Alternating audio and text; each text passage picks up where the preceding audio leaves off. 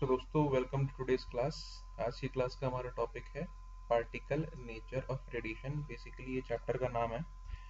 इस चैप्टर को स्टार्ट करने से पहले हम लोग कुछ डेफिनेशन से गो थ्रू हो लेते हैं जो कि हमारे इस चैप्टर की बेसिक फाउंडेशन बनेगी, जो नींव बनेगी, जिसके बेसिस पे हम पूरा चैप्टर समझेंगे।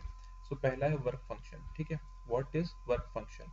Work function is basically defined as the minimum energy that is required to eject an electron out of the metal surface। ठीक है, सपोज ये मान लीजिए आपका मेटल का सरफेस है। ठीक है, इसमें ये ई आपके इलेक्ट्रॉन्स को रिप्रेजेंट करते हैं।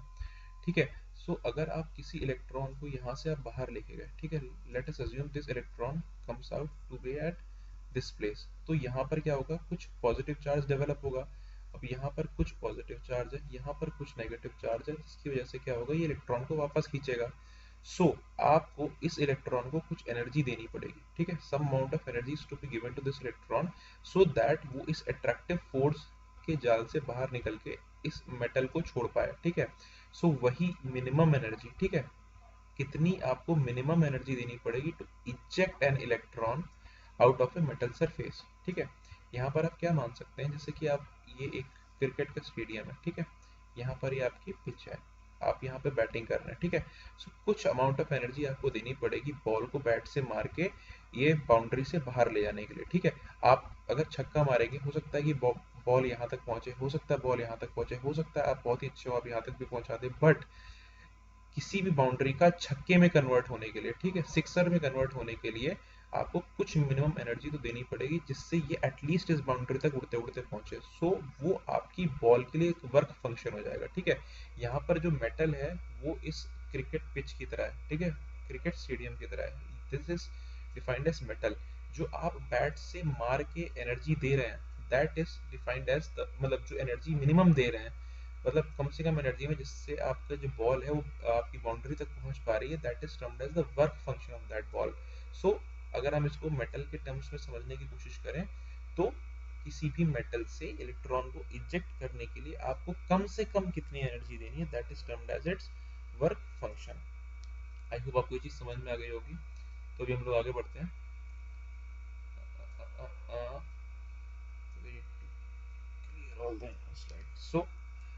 दूसरी जो समझने वाली बात है, that is it is denoted by omega. ठीक है, इसको हम लोग ओमेगा से डिनोट करते हैं। एटलीस्ट जिस बुक में मैं पढ़ रहा हूँ उसमें ओमेगा से डिनोट करते हैं।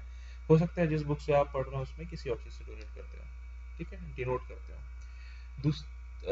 आपको एक बात और याद रखनी है कि ये जो वर्क फंक्शन है, it depends on the nature of the metal. ठीक है, नेचर से क्या मतलब है, देखो, अगर आप समझो इस चीज को, फिर से क्रिकेट की टर्मिनोलॉजी दूंगा मैं अगर आपको, तो एक छोटा स्टेडियम है, एक बड़ा स्टेडियम है। दुनिया में अलग अलग टाइप के स्टेडियम है जिनका साइज अलग अलग है। ठीक है, तो अगर छोटा स्टेडियम है और एक बड़ा स्टेडियम है, तो इसका वर्क फंक्शन ज्यादा होगा, क्योंकि यहाँ पर आपको बॉल को बाउंड्री तक पहुंचाने के लिए, और छोटे वाले स्टेडियम में बाउंड्री तक पहुंचाने के लिए एनर्जी की जो रिक्वायरमेंट है, जो मिनिमम एनर्जी की रिक्वायरमेंट है, वो डिफरेंट होगी। इसलिए यहाँ पर आपका जो वर्क फंक्शन होगा वो ज्यादा होगा, और यहाँ पर जो होगा वर्क फंक्शन कम होगा। इसी तरह से the same applies on the metals to.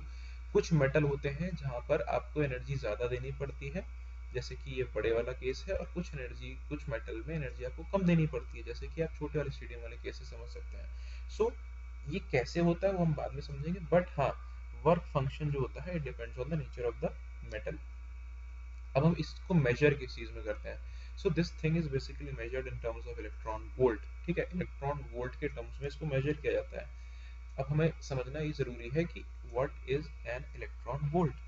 आपने पोटेंशियल की डेफिनेशन तो पढ़ी होगी। ठीक है, पोटेंशियल की डेफिनेशन क्या थी आपकी? ठीक है, it is the work done per unit charge. ठीक है, ठीक है, ऊपर आता है work done per unit charge. ठीक है, वर्क डन यूजुअली आपका एनर्जी में कन्वर्ट हो जाता है। ठीक है, इन टर्म्स, अगर हम आपकी जो फोर्स की बात कर रहे हो, that is a conservative force. Conservative force आपको पता होगा, कंजर्वेटिव फोर्स की डेफिनेशन यही होती है, जहाँ पे आपका जो वर्क डन होता है, that can get stored in form of energy. ठीक है, जो ये आपका एनर्जी है, दैट मीन्स पोटेंशियल जो है, it is energy upon charge. तो अगर आप एनर्जी निकालना चाहोगे, ठीक है, ज्यादा समझने की कोशिश मत करना, अभी सिर्फ इस फॉर्मूले पे रहो, पोटेंशियल बराबर एनर्जी अपॉन चार्ज। तो एनर्जी निकालना चाहोगे तो वो क्या हो जाएगा आपका, पोटेंशियल मल्टीप्लाइड बाई चार्ज। ठीक है, चार्ज यहाँ पे कितना है, एक इलेक्ट्रॉन का जितना भी होता है, और बाकी आपका पोटेंशियल कितना है, आप उसको अगर 1 वोल्ट का पोटेंशियल दे देंगे तो जो निकल के आता है that is termed as electron volt. ठीक है, तो यहीं पे मैंने डेफिनेशन लिखी है, the amount of energy that is gained by an electron when its potential is raised by 1 volt। ठीक है, किसी भी इलेक्ट्रॉन के पोटेंशियल को अगर आप 1 वोल्ट से रेज कर दोगे तो वो जो एनर्जी गेन करेगा, ठीक है, जैसे कि मान लो आपकी ये बॉल रखी है, ये आपकी छत है, आप इस बॉल को उठा के यहाँ रख दोगे तो यहाँ पे इसमें कुछ ग्रेविटेशनल पोटेंशियल एनर्जी आ जाएगी। ठीक है, इसी तरह से ये आप जब इलेक्ट्रोस्टैटिक्स के टर्म्स में बात करते हो तो 1 वोल्ट का जो पोटेंशियल डिफरेंस है, एक इलेक्ट्रॉन को 1 वोल्ट के पोटेंशियल डिफरेंस पे जाके अगर आप रख दोगे तो जितनी एनर्जी वो गेन कर लेगा, ठीक है, that is termed as electron volt. तो आप जितनी भी एनर्जी दोगे अपने इलेक्ट्रॉन्स को in order to eject them out of the metal, that is measured in terms of electron volt। अब हम एग्जांपल लेते हैं, जैसे कि सोडियम के केस में ये है 2.75 इलेक्ट्रॉन वोल्ट और एल्यूमिनियम के केस में है ये 4.28 इलेक्ट्रॉन वोल्ट। तो आप क्लियरली क्या कर सकते हो कि एल्यूमिनियम से इलेक्ट्रॉन इजेक्ट करने के लिए ज्यादा एनर्जी चाहिए होती है इन कंपैरिजन टू सोडियम। ठीक है, सोडियम से इलेक्ट्रॉन निकालने के लिए आपको थोड़ी मतलब कंपैरेटिवली कम एनर्जी चाहिए होती है, that is measured in terms of electron volts. तो सोडियम से 2.75 इलेक्ट्रॉन वोल्ट है और आपका एल्यूमिनियम से 4.28 इलेक्ट्रॉन वोल्ट्स लगेगा। सो हम लोगों ने अब यहाँ पर बेसिक जाना है कि what do you mean by the work function. अब हम अगली क्लास में ये पढ़ेंगे कि हमारे ये एमिशंस कितने टाइप के होते हैं। आई होप आपको इतना समझ में आया होगा। इस लेक्चर को थोड़ा छोटा रखते हैं ताकि कोई भी कंफ्यूजन ना हो। Thank you very much.